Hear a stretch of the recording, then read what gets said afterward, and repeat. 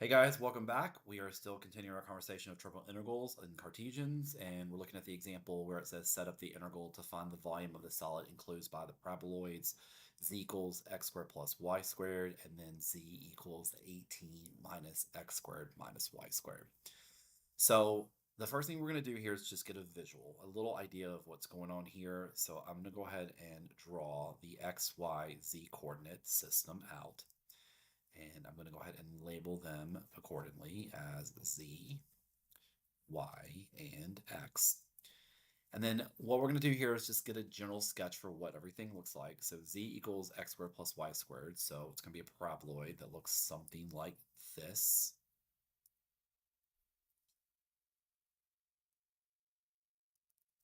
And then we're going to graph the other paraboloid that z equals 18. So 18 is going to be somewhat up here, and it's going to be negative, so it's going to be coming down like this. Again, I'm a horrible drawer, so they kind of go on top of each other. So that's pretty bad, but the point that we're going to make here is that you can see that the curve, this right here, is actually our top curve.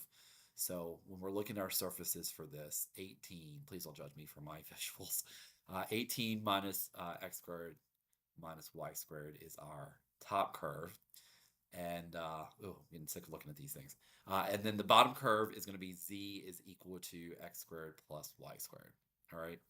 So we can go ahead and set up our integrals. So that's the point I want us to make here. So remember that when we've done these class examples, we've always done constants here, curves here, and the surfaces are going to be right here. So we can go ahead and say with confidence that we can plug in our z equals 18 minus x squared minus y squared for our top curve, right? And then our bottom curve will be z equals x squared plus y squared. So remember that our curves are going to be equal to z. And remember that we're always going to do this with respect to f of x, y, z. And we just found our z.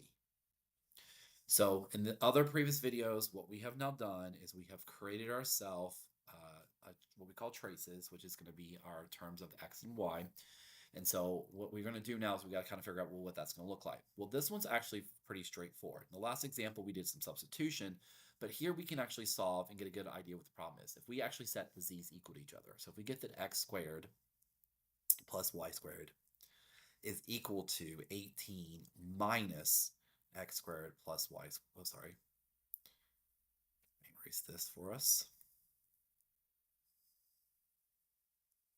minus y squared. Then we get that 2x squared plus 2y squared is equal to 18, which means that x squared plus y squared is equal to 9. So that's awesome. That gives us a circle that gives us a radius of 3. So we can go ahead and sketch our circle and put my little, I never know where that circle's going to go. So we go ahead and stick that little guy right there. All right. So that means that we have a radius of, what did I just do? Sorry. So we have a radius of 3, like so.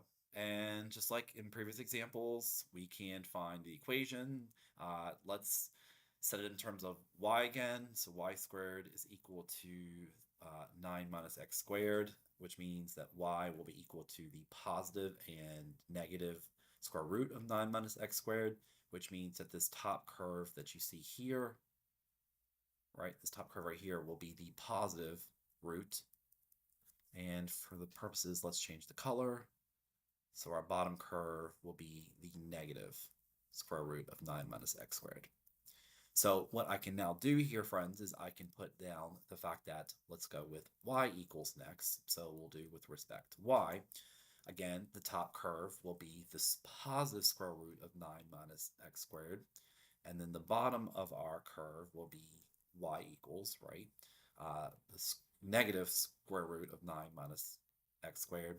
And then we can finish this off by looking at the bounds. And since we're in terms of x, we want the left bound and the right bound of this circle, right? The shaded region that we have as our trace.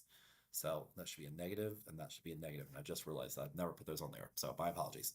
So coordinates obviously are going to be now -3 for the bottom curve, and then for right here. And then our right-hand side is going to be positive 3. So just remembering that again, that these are going to be coordinates. These are going to be curves or surfaces, depending on which you're given. And this is going to be surfaces as well. And let me finish up by putting my dx here, and that is it. So hopefully with these examples, you guys are seeing kind of like, typically z is kind of what you want to do for the surfaces, because they usually give you the equations in terms of z. So that's usually the starting point that I typically would have students make for that. And then looking at your base and looking at what's going on with it and just seeing if you can kind of figure out, what we can do to get that trace of x and y. So, all right, I think that's it. You guys have a good one, and I will see you in the next video.